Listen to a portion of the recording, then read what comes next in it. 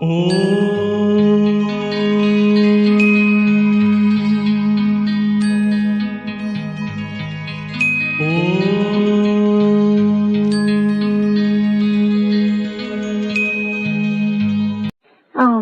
शांति।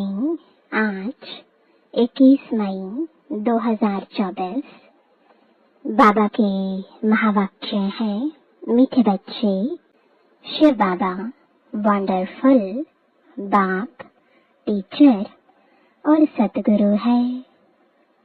उसे अपना कोई बाप नहीं, वह कभी किसी से कुछ सीखता नहीं, उन्हें गुरु करने की दरकार नहीं।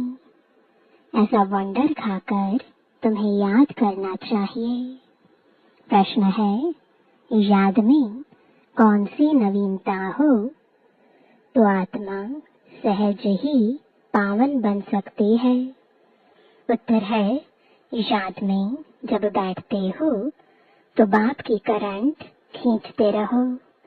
बाप तुम्हें देखे और तुम बाप को देखो। ऐसी याद ही आत्मा को पावन बना सकती है। यह बहुत सहज याद है, लेकिन बच्चे घड़ी घड़ी भूल जाते हैं कि हम आत्मा हैं, शरीर नहीं। देही अभिमानी बच्चे ही याद में ठहर सकते हैं। ओम शांति। मीठे मीठे बच्चों को यह तो निश्चय है कि यह हमारा बेहद का बाप है। उनका कोई बाप नहीं। दुनिया में ऐसा कोई मनुष्य नहीं होगा जिसका बाप ना हो। एक एक बात बड़ी अच्छी समझने की है और फिर नॉलेज भी वह सुनाते हैं जो कब पढ़ते नहीं हैं। नहीं तो मनुष्य मात्र कुछ न कुछ पढ़ते जरूर हैं। श्री कृष्ण भी पढ़ा है। बाप कहते हैं, मैं क्या पढ़ूं, मैं तो पढ़ाने आया हूँ, मैं पढ़ा हुआ नहीं हूँ, मैंने कोई से शिक्षा नहीं ली है, कोई गुरु नहीं किया है। ड्रामा प्लान अनुसार बाप की जरूर ऊंच ते ऊंच महिमा होगी। गाया भी जाता है, ऊंचे ते ऊंचा भगवन, उनसे ऊंचा फिर क्या होगा। न बाप, न टीचर, न गुरु। इस बेहद के बाप का न कोई बाप है, न टीचर है, न गुरु है। यह स्वयं ही बाप, टीचर, गुरु है। यह तो अच्छी तरह समझ सकते हो। ऐसा कोई भी व्यक्ति हो नहीं सकता। यही वंडर खाकर ऐसे बाप, टीचर, सतगुरु को याद करना चाहिए। मनुष्य कहते भी हैं वो गॉड फादर, वह नॉलेजफुल टीचर भी है, सुप्रीम गुरु भी है, एक ही है। ऐसा कोई दूसरा मनुष्य मात्र नहीं होगा। उनको पढ़ाना भी मनुष्य तन में है। पढ़ाने के लिए मुख तो जरूर चाहिए। यह भी बच्चों को घड़ी घड़ी स्मृति रहे तो भी बेड़ा पार हो जाए। बाप को याद करने से ही विकर्म विनाश होंगे। सुप्रीम टीचर समझने से सारा ज्ञान बुद्धि में आ जाएगा। वह सतगुरु भी है, हमको योग सिखला रहे हैं। एक के ही साथ योग लगाना है। सभी आत्माओं का एक ही फादर है। सब आत्माओं को कहते हैं, माँ में कम याद करो। आत्मा ही सब कुछ करती है। इस शरीर रूपी मोटर को चलाने वाली आत्मा है। उनको रथ कहो व कुछ भी कहो, मुख्य चलाने वाली आत्मा ही है। आत्मा का बाप एक ही है। मुख से कहते भी हो, हम सब भाई भाई हैं। एक बाप के बच्चे हम सब भाई भाई हैं। फिर जब बाप आते हैं प्रजापिता ब्रह्मा के तन में, तो भाई बहन होना पड़ता है। प्रजापिता ब्रह्मा मुख वंशावली, तो भाई बहन होंगे ना। भाई की बहन से कभी भी शादी नहीं होती है। तो यह सब प्रजापिता ब्रह्मा कुमार कुमारियां हो गए। तो भाई बहन समझने से जैसे बाप के लवली चिल्ड्रन ईश्वरीय संप्रदाय हो गए। तुम कहेंगे हम हैं डायरेक्ट ईश्वरीय संप्रदाय। ईश्वर बाबा हमको सब कुछ सिखला रहे हैं। वह कोई से सीखा हुआ नहीं है, वह तो है ही सदैव संपूर्ण। उनकी कलाएं कभी कम नहीं होती और सबकी कलाएं कम होती हैं। हम तो शिव बाबा की बहुत महिमा करते हैं। शिव बाबा कहना बड़ा इजी है और बाप ही पतित पावन है। सिर्फ ईश्वर कहने से इतना जचता नहीं है। अभी तुम बच्चों को दिल में जचता है बाप कैसे आकर पतितों को पावन बनाते हैं। लौकिक बाप भी है, पारलौकिक बाप भी है। पारलौकिक बाप को सभी याद करते हैं क्योंकि पतित है, तब याद करते हैं। पावन बन गए फिर तो दरकार नहीं पतित पावन को बुलाने की। ड्रामा देखो कैसा है, पतित पावन बाप को याद करते हैं। चाहते हैं हम पावन दुनिया के मालिक बने। शास्त्रों में दिखाया है देवताओं और असुरों की लड़ाई लगी, परंतु ऐसा तो है नहीं। अभी तुम समझते हो हम न असुर हैं न देवता हैं, अभी हम हैं बीच के। सभी तुमको कूटते रहते हैं। यह खेल बड़ा मजे का है। नाटक में मजा ही देखने जाते हैं ना। वह सब है हद के ड्रामा, यह है बेहद का ड्रामा। इनको और कोई नहीं जानते। देवताएं तो जान भी नहीं सकते। अभी तुम कलयुग से निकल आए हो। जो खुद जानते हैं वह औरों को भी समझा सकते हैं। एक बार ड्रामा देखा तो फिर सारा ड्रामा बुद्धि में आ जाएगा। बाबा ने समझाया है यह मनुष्य सृष्टि रूपी झाड़ है, इनका बीज ऊपर में है। विराट रूप कहते हैं ना। बाप बैठ तुम बच्चों को समझाते हैं, मनुष्यों को यह पता नहीं है। शिव बाबा कोई सी भाषा सीखा होगा, जबकि उनका कोई टीचर ही नहीं तो भाषा फिर क्या सीखा होगा। तो जरूर जिस रथ में आते हैं उनकी भाषा ही काम में लाएगा। उनकी अपनी भाषा तो कोई है नहीं, वह कुछ पढ़ते सीखते ही नहीं, उनका कोई टीचर होता नहीं। श्री कृष्ण तो सीखता है, उनके माँ बाप टीचर है, उनको गुरु की दरकार ही नहीं क्योंकि उनको तो सदगति मिली हुई है। यह भी तुम जानते हो। तुम ब्राह्मण हो सबसे ऊंच, यह तुम स्मृति में रखो। हमको पढ़ाने वाला है बाप। हम अभी ब्राह्मण हैं। ब्राह्मण देवता क्षत्रिय वैश्य शूद्र कितना क्लियर है। बाप को तो पहले से ही कह देते हैं, वह सब कुछ जानते हैं। क्या जानते हैं यह किसको पता नहीं। वह नॉलेजफुल है। सारे सृष्टि के आदि मध्य अंत की उनको नॉलेज है। बीज को सारे झाड़ की नॉलेज होती है। वह तो है जड़ बीज, तुम हो चैतन्य। तुम अपने झाड़ की नॉलेज समझाते हो। बाप कहते हैं मैं इस वैरायटी मनुष्य सृष्टि का बीज हूँ। है तो सब मनुष्य, परंतु वैरायटी है। एक भी आत्मा के शरीर के फीचर्स दूसरे जैसे नहीं हो सकते। दो एक्टर्स एक जैसे नहीं हो सकते। यह है बेहद का ड्रामा। हम मनुष्यों को एक्टर्स नहीं कहते हैं, आत्मा को कहते हैं। वो लोग मनुष्यों को ही समझते हैं।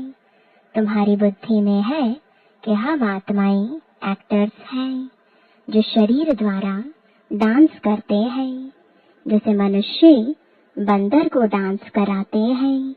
यह भी आत्मा है जो शरीर को डांस कराती, पाठ बजवाती है। यह तो बहुत सहज समझने की बातें हैं। बेहद का बाप आते भी जरूर है, ऐसे नहीं कि नहीं आते। शिव जयंती भी होती है। बाप आते ही तब है जब दुनिया चेंज होनी होती है। भक्ति मार्ग में श्री कृष्ण को याद करते रहते हैं, परंतु श्री कृष्ण आए कैसे? कलयुग में या संगम पर तो श्री कृष्ण का रूप इन आँखों से देखा नहीं जा सकता। फिर उनको भगवान कैसे कहें? वह तो सतयुग का पहला नंबर प्रिंस है। उनका बाप टीचर भी है। गुरु की उनको दरकार नहीं, क्योंकि सदगति में है। स्वर्ग को सदगति कहा जाता है। हिसाब भी क्लियर है। बच्चे समझते हैं मनुष्य 84 जन्म लेते हैं। कौन कौन कितने जन्म लेते हैं वह तो हिसाब करते हो। डैडी घराना जरूर पहले पहले आता है। पहला जन्म उनका ही होता है। एक का हुआ तो उनके पीछे सभी आ जाते हैं। यह बातें तुम जानते हो। तुम्हारे में भी कोई अच्छी रीति समझते हैं, जैसे उस पढ़ाई में होता है। यह है बहुत सहज। सिर्फ एक गुप्त डिफिकल्टी है। तुम बाप को याद करते हो, उसमें माया विघ्न डालती है, क्योंकि माया रावण को हसद यानी ईर्ष्या होता है। तुम राम को याद करते हो तो रावण को हसद होता है कि हमारा मुरीद राम को क्यों याद करता है। यह भी ड्रामा में पहले से ही नोंद है, नई बात नहीं। कल्प पहले जो पाठ बजाया है वही बजाएंगे। अभी तुम पुरुषार्थ कर रहे हो। कल्प पहले जो पुरुषार्थ किया है वह अभी भी कर रहे हो। यह चक्र फिरता रहता है, कभी बंद नहीं होता है। टाइम की टिक टिक होती रहती है। बाप समझाते हैं यह 5000 वर्ष का ड्रामा है। शास्त्रों में तो कैसी कैसी बातें लिख दी है। बाप ऐसे कभी नहीं कहेंगे कि भक्ति छोड़ो, क्योंकि अगर यहाँ भी चल नहीं सके और वह भी छूट जाए तो ना इधर का ना उधर का ही रहे, कोई काम का ही नहीं रहा। इसलिए तुम देखते हो कई मनुष्य ऐसे भी हैं जो भक्ति आदि कुछ नहीं करते हैं, बस ऐसे ही चलता रहता है। कई तो कह देते हैं भगवान ही अनेक रूप धरते हैं। अरे यह तो बेहद का ड्रामा अनादि बना बनाया है, जो रिपीट होता रहता है। इसलिए इसको अनादि अविनाशी वर्ल्ड ड्रामा कहा जाता है। इसको भी तुम बच्चे ही समझ रहे हो। इसमें भी तुम कुमारियों के लिए तो बहुत सहज है। माताओं को तो जो सीढ़ी चढ़ी है वह उतरना पड़े। कुमारी को तो कोई और बंधन नहीं, चिंतन ही नहीं, बाप का बन जाना है। लौकिक संबंध को भूल पारलौकिक संबंध जोड़ना है। कलयुग में तो है ही दुर्गति, नीचे उतरना ही है। ग्रामानुसार भारतवासी कहते हैं यह सब कुछ ईश्वर का है, वह मालिक है। तुम कौन हो? हम आत्मा है। बाकी यह सब कुछ ईश्वर का है। यह देह आदि जो कुछ है परमात्मा ने दिया है। मुख से कहते ठीक है, कह देते हैं यह सब कुछ ईश्वर ने दिया है। अच्छा, फिर उनकी दी हुई चीज में खयानत थोड़े ही डालनी चाहिए, परंतु उस पर भी चलते नहीं, रावण मत पर चलते हैं। बाप समझाते हैं तुम तो ट्रस्टी हो, परंतु रावण संप्रदाय होने कारण तुम ट्रस्टी बने में अपने को धोखा देते हो। मुख से कहते एक हो, करते दूसरा हो। बाप ने चीज दी फिर ले ली तो उसमें तुमको दुख क्यों होता है? ममत्व मिटाने के लिए ही यह बातें बाप अपने बच्चों को समझाते हैं। अब बाप आए हैं, तुमने ही पुकारा है, बाबा हमको साथ ले चलो, हम रावण राज्य में बहुत दुखी हैं, आकर हमको पावन बनाओ, क्योंकि समझते हैं पावन बनने बगैर हम जा नहीं सकते। हमको ले चलो। कहाँ? घर ले चलो। सब कहते हैं हम घर जाएं। श्री कृष्ण के भक्त चाहते हैं हम कृष्णपुरी वैकुंठ में जाएं। सतयुग ही याद रहता है, प्यारी चीज है। मनुष्य मरता है तो स्वर्ग जाता नहीं है। स्वर्ग तो सतयुग में ही होता है, कलयुग में होता है नरक, तो जरूर पुनर्जन्म नरक में ही होगा। यह कोई सतयुग थोड़े ही है, वह तो वंडर ऑफ वर्ल्ड है। कहते भी हैं, समझते भी हैं, फिर भी कोई मरता है तो उनके संबंधी कुछ भी समझते नहीं। बाप के पास जो 84 के चक्र की नॉलेज है वह बाप ही दे सकते हैं। तुम तो अपने को देह समझते थे, वह रॉन्ग था। अब बाप कहते हैं देही अभिमानी भव। श्री कृष्ण तो कह ना सके देही अभिमानी भव, उनको तो अपनी देह है ना। शिव बाबा को अपनी देह नहीं है, यह तो उनका रथ है जिसमें वह विराजमान है। उनका यह रथ है तो इनका भी रथ है, इनकी अपनी आत्मा भी है। बाप का भी लोन लिया हुआ है। बाप कहते हैं मैं इनका आधार लेता हूँ, अपना तो है नहीं, तो पढ़ाएंगे कैसे?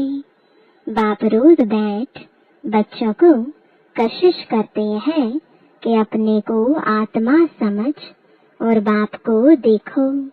यह शरीर भी भूल जाए, हम तुमको देखें, तुम हमको देखो।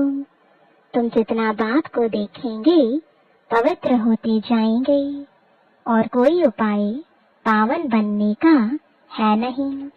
अगर हो तो बताओ, जिससे आत्मा पवित्र होती हो। गंगा के पानी से तो नहीं होगी, पहले तो कोई को भी बाप का परिचय देना है। ऐसा बाप तो और कोई होता नहीं। नफ्स देखो, ऐसा समझा है जो चक्रित हो जाए। समझे बरोबर इनको परमात्मा कहा जाता है। अभी तुम बच्चों को बाप अपना परिचय दे रहे हैं। मैं कौन हूँ यह भी बच्चों को मालूम है। हिस्ट्री रिपीट होती है, जो इस कुल के होंगे वही आएंगे, बाकी तो सब अपने अपने धर्म में चले जाएंगे। जो और धर्मों में कन्वर्ट हो गए हैं वह फिर निकल अपने अपने सेक्शन में चले जाएंगे। इसलिए निराकारी झाड़ भी दिखाया है। यह बातें तुम बच्चे ही समझते हो, बाकी तो कोई मुश्किल ही समझते। 7-8 से कोई 1-2 निकलेंगे जो समझेंगे यह नॉलेज तो बहुत अच्छी है। यहाँ का जो होगा उनको तूफान कम आएंगे। दिल होगी फिर जाएं, जाकर सुने। कहीं फिर संग के रंग में भी आ जाते हैं तो फिर आते नहीं। जहाँ पार्टी को जाता हुआ देखेंगे तो उसमें लटक पड़ेंगे। मेहनत लगती है बहुत, कितनी मेहनत करनी पड़ती है। घड़ी घड़ी कहते हैं हम भूल जाते हैं मैं आत्मा हूँ शरीर नहीं, यह घड़ी घड़ी भूल जाते हैं। बाप भी जानते हैं बच्चे काम चिता पर बैठकर काले हो गए हैं, कब्र दाखिल हो पड़े हैं, इसलिए सांवरे बन गए हैं। उनको ही फिर बाप कहते हैं हमारे बच्चे सब जल मरे हैं। यह बेहद की बात है। कितनी करोड़ों आत्माएं हमारे घर में रहने वाली हैं, अर्थात ब्रह्मलोक में रहने वाली हैं। बाप तो बेहद में खड़े हैं ना, तुम भी बेहद में खड़े हो जाएंगे। जानते हो बाबा स्थापना करके चला जाएगा, फिर तुम राज्य करेंगे। बाकी सब आत्माएं शांति धाम में चली जाएंगी। अच्छा, मीठे मीठे सिकिलदे बच्चों प्रति माता पिता बाप दादा का याद प्यार और गुड मॉर्निंग।